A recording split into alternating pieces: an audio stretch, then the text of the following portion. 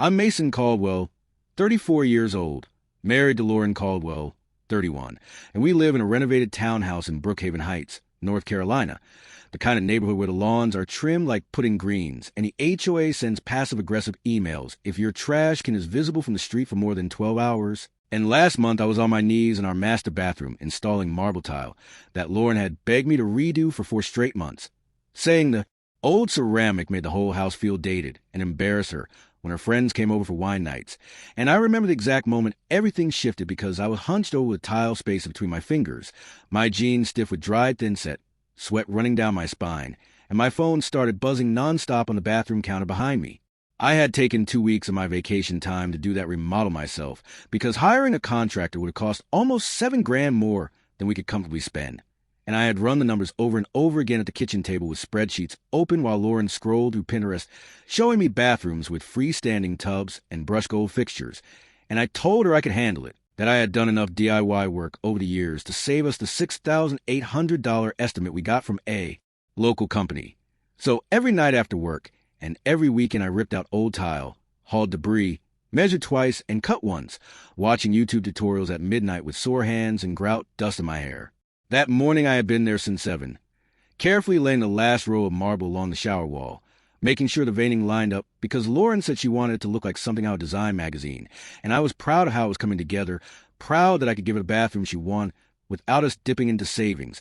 proud that I was being the kind of husband who stepped up instead of outsourcing everything. And when my phone started lighting up, I assumed it was the group chat from work, or maybe my dad sending me another link about mortgage rates. Instead, when I wiped my hands on a rag and picked it up, my notifications were flooded with Instagram alerts, little red hearts and comment bubbles stacking on top of each other under Lauren's name. And for a second, I thought maybe she had posted a picture of the renovation progress because she had been taking photos of the demo phase to show her friends how hard we were working. But when I opened the app, still kneeling on the unfinished bathroom floor, I saw a photo of her standing in our bedroom mirror in a fitted white dress I had bought her for our anniversary, hair curled, makeup flawless, and a caption read that she finally knew her worth and would no longer settle for less than she deserved. I remember staring at those words while the smell of grout hung in the air and the tile adhesive started to set faster than I could adjust it, and the irony hit me in waves because I'd spent the last month bending my back in that house to give her exactly what she said she wanted, calculating every expense,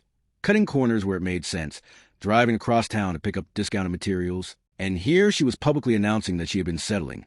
that she had been accepting less, as if the man sweating through his shirt on the other side of the wall wasn't trying to build something better for both of us. The comments were pouring in from her friends, little affirmations about growth and standards and leveling up, and each buzz felt like a tiny hammer tap against my skull, because I knew how social media worked. I knew this wasn't just a random motivational quote. It was a statement, a signal, and I was sitting there covered in dust, hands cracked from grout, having just saved us nearly $7,000 by doing the work myself instead of hiring someone. And somehow the timing of her declaration made it feel like I had already been judged and found lacking while I was still on my knees trying to finish the tile straight, and even the caption wasn't subtle at all. It said she was done accepting bare minimum energy, and that real growth meant raising her standards. And I read those exact words while kneeling on cold subfloor with a level still in my hand, grout dry along my forearms like a second skin. And the implication was so obvious it didn't need to name me directly because everyone who knew us knew exactly who she was talking about. And within minutes, her friends flooded the comments calling her brave and strong and inspiring, dropping little fire emojis and crown emojis like she had just escaped some oppressive regime instead of marriage where I had been working overtime and scraping thinset off bathroom walls. Madison Clark, her best friend since college who had never liked me from the start because I was too practical and not flashy enough, wrote that Lauren had been carrying the marriage for years and that it was time for her to stop dimming her light for someone who refused to grow. And I felt something tighten in my chest reading that because Madison had been in our living room just 2 weeks earlier complimenting the demo work and joking that she wished her boyfriend could handle tools the way I did. And now she was publicly rewriting our dynamic as if I had been some dead weight Lauren dragged behind her. Even my own cousin Rachel chimed in, saying Lauren deserved a man who stepped up and matched her ambition. And seeing my blood relative validate that narrative in front of hundreds of followers felt like being quietly disowned in real time, because Rachel knew I had co-signed Lauren's car when her credit was still shaky, knew I had stayed late at the office to secure bonuses that padded our savings, knew I had helped Lauren transition from her entry-level marketing job into freelance work covering most of the bills for almost a year so she could build her client base without panic, And yet here she was casually endorsing the idea that I had been giving 30%. I sat there staring at the tile I had just laid, a perfect line of marble with veins flowing diagonally like frozen lightning, and I replayed the last 3 years in my head with numbers attached to them, because numbers were concrete in a way feelings apparently were not. And the number said I paid a full mortgage every single month without fail, handled utilities, internet, insurance, and that $510 car payment Lauren insisted on for the newer model, because she said it aligned with the image she wanted to project to potential clients. And the numbers said we had built $72,000 in joint savings largely because I funneled my annual bonuses straight into that account instead of upgrading my truck or taking expensive trips with friends. Somehow all of that, all the quiet consistency and stability and spreadsheets and late nights, had been rebranded as bare minimum energy, and the comment section kept expanding with little coded statements about knowing your worth and refusing to settle for crumbs, and each one felt like a verdict delivered without trial, because no one was mentioning the bathroom renovation happening literally as she typed those words. No one was mentioning the weekends I gave up to fix plumbing leaks, or the evenings I cooked when she was exhausted from deadlines. And no one was acknowledging that growth sometimes looks like laying tile yourself to avoid debt instead of hiring someone for aesthetics. I looked down at my hands, the small cuts along my knuckles from snapping tile into place, and I tried to reconcile how paying a mortgage, funding her car, covering utilities, and steadily growing our savings had somehow translated into me contributing 30% while she carried the rest. And I could not make the math work no matter how many times I rearranged it in my head, because from where I was kneeling, surrounded by tools and receipts and dust, it felt like I had been carrying far more than my share while being publicly recast, as a man who refused to step up. Instead of arguing with her or sending a passive-aggressive text about Instagram theatrics, I decided to give her exactly what she claimed to want. Because if I was truly providing bare minimum energy, then the most logical experiment was to remove even that and let reality recalibrate itself.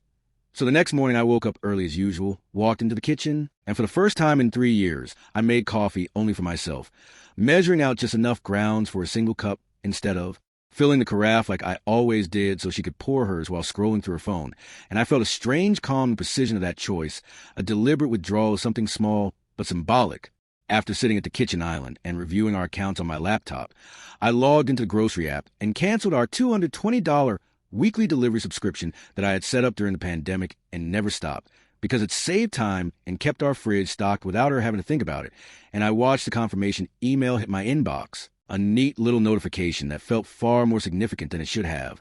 because that subscription had quietly ensured we never ran out of almond milk or fresh produce or the specific protein bars she liked for client meetings. Then I opened the cleaning service portal and paused a $300 monthly deep clean that Lauren insisted on, because she said a spotless house reduced her stress and allowed her focus on bigger picture goals. And I remember the way she once joked to Madison that she did not marry Mason to scrub toilets, and I let that memory sit with me as I clicked suspend, effectively returning the bathrooms and baseboards and dust buildup back into shared responsibility territory. I followed that with the lawn care subscription, the one that sent a crew every other Thursday to trim, edge, and fertilize so the townhouse looked immaculate from the curb,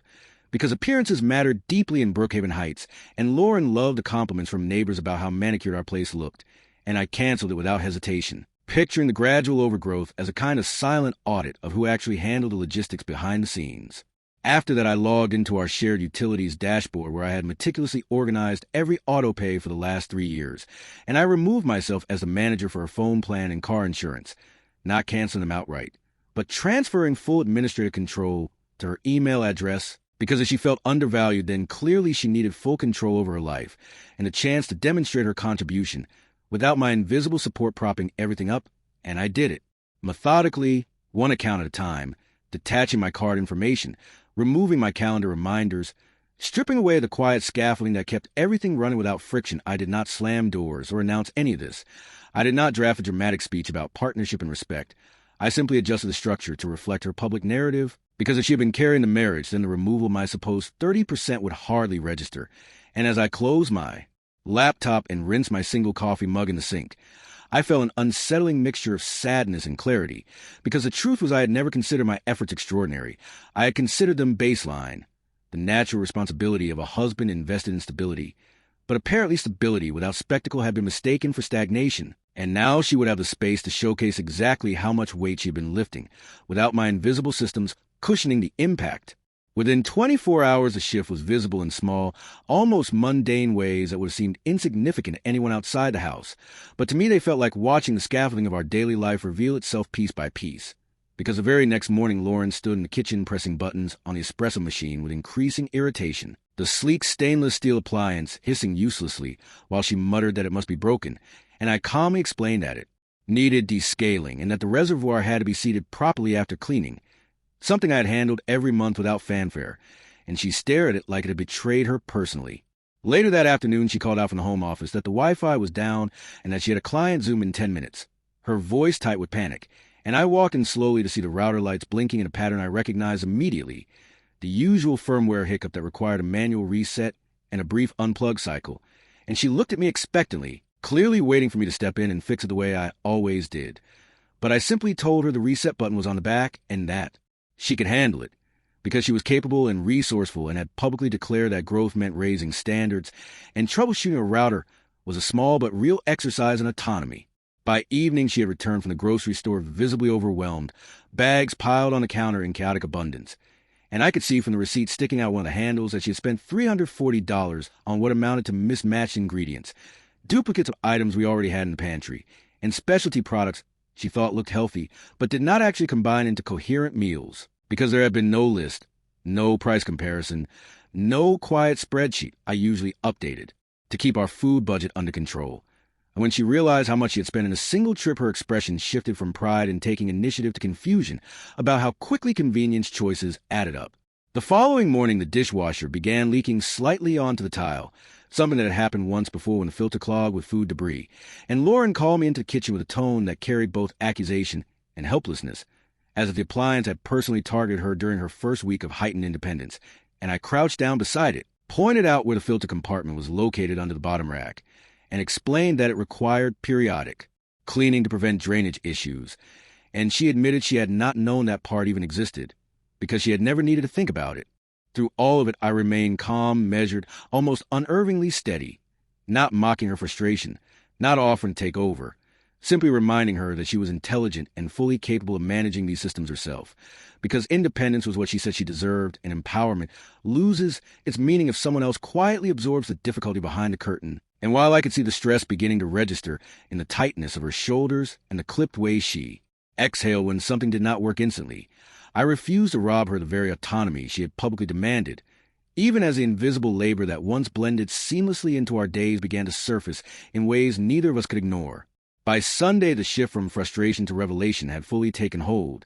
because in the absence of my quiet management, Lauren had started opening statements and logging into accounts she had rarely examined beyond glancing at the available balance, and I watched her expression change as she navigated through our financial dashboard, scrolling slowly through numbers that had always existed but had never demanded her full attention, and she discovered in blunt, unfiltered clarity that our mortgage was $2,950 a month, not some vague figure she had once assumed was comfortably covered by us, and that our utilities averaged $480 monthly once electricity, water, gas, trash, and internet were combined, fluctuating slightly in summer and winter, but consistently substantial. She sat at the dining table with her laptop open, the late afternoon light coming through the windows we had installed together last year, and I could see the weight of realization settling over her as she clicked into the investment account I had been managing for 3 years, the one I rebalanced quarterly and funded with automatic transfers and annual bonuses, and she stared at the total balance of $412,000, which included retirement funds, index investments, and a growing equity from the townhouse that I tracked carefully against market fluctuations. And she scrolled through the transaction history, as if expecting to find some hidden extravagance or neglect that would validate the narrative she had posted days earlier. Instead, what she found were steady contributions, consistent deposits, conservative but strategic allocations designed for long-term growth, and notes I had written in the memo fields reminding myself to review tax implications or adjust risk exposure based on interest rate trends. And the contrast between the online applause about her raising standards and the quiet reality of disciplined financial stewardship was almost visible in the way her posture shifted from defensive to uncertain. I did not raise my voice or wave statements in her face. I simply sat across from her with the same composure I had maintained all week and asked her what specifically she was not getting that she deserved. And the question hung in the room without accusation, without sarcasm, just plain and direct, anchored in numbers and maintenance logs and auto-pay confirmations and the tangible mechanics of our life together. And she opened her mouth slightly as if to respond, but no concrete grievance emerged. There was no hidden debt, no secret irresponsibility,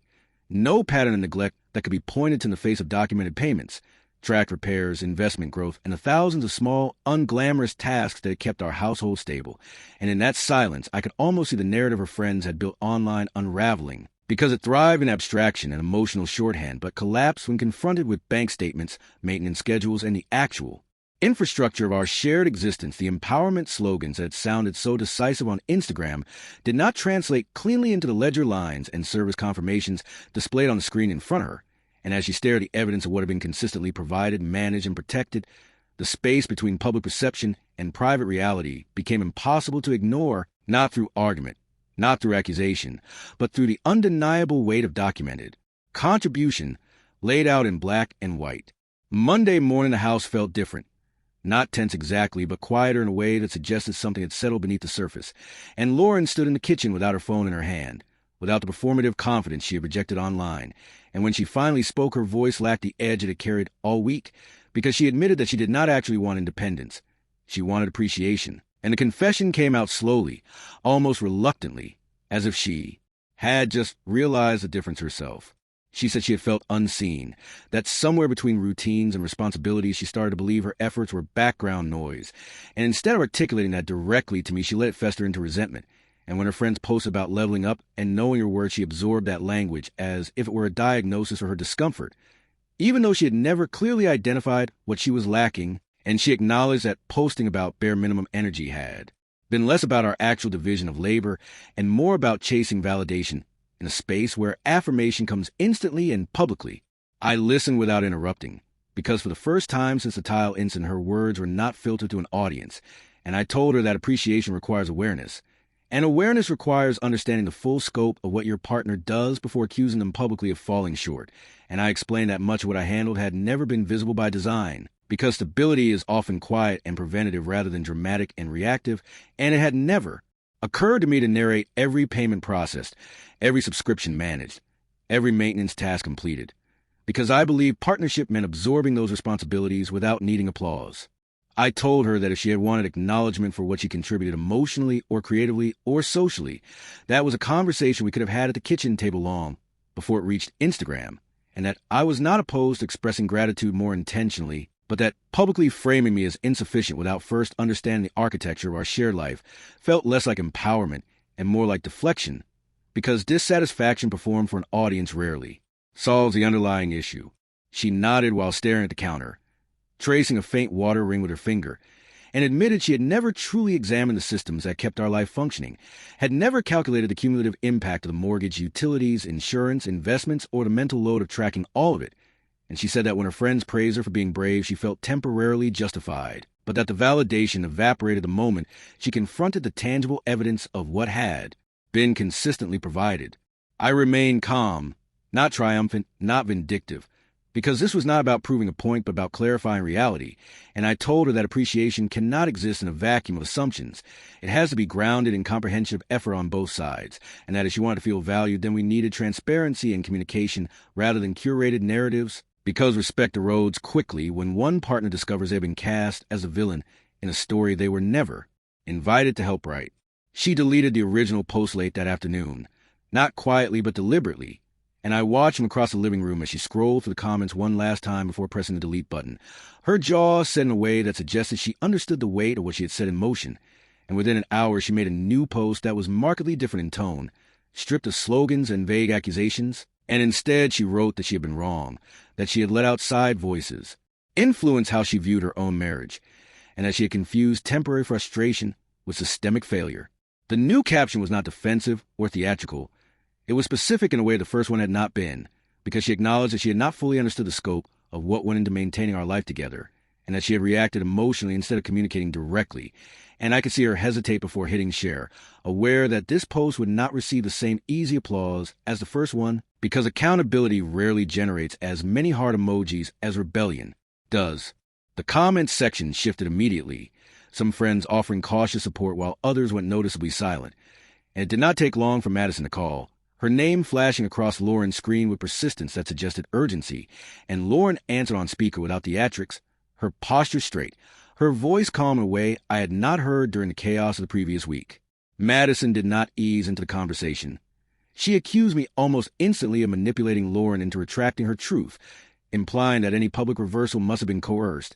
and she framed my calmness as calculated control, suggesting that my refusal to argue was some form of psychological pressure designed to make Lauren doubt herself. And I stood in the doorway listening without interruption, not stepping in, not defending myself, because this was no longer about my response, but about hers. Lauren surprised me in a way that felt grounded rather than reactive, because she did not become defensive or combative. She simply told Madison that encouraging complaints without context was not support, it was sabotage, and that amplifying dissatisfaction without understanding the full picture of someone's marriage created a distorted narrative that was easier to applaud than to fix. And she explained that real empowerment did not mean discarding responsibility or rewriting reality for validation. She said she had allowed herself to be influenced by commentary that only saw curated fragments of her life, and that projecting frustration onto a public platform had almost cost her trust at home. And when Madison pushed back, insisting that Lauren deserved more and that I was benefiting from her backtracking, Lauren responded firmly that growth sometimes looks like admitting you misjudged a situation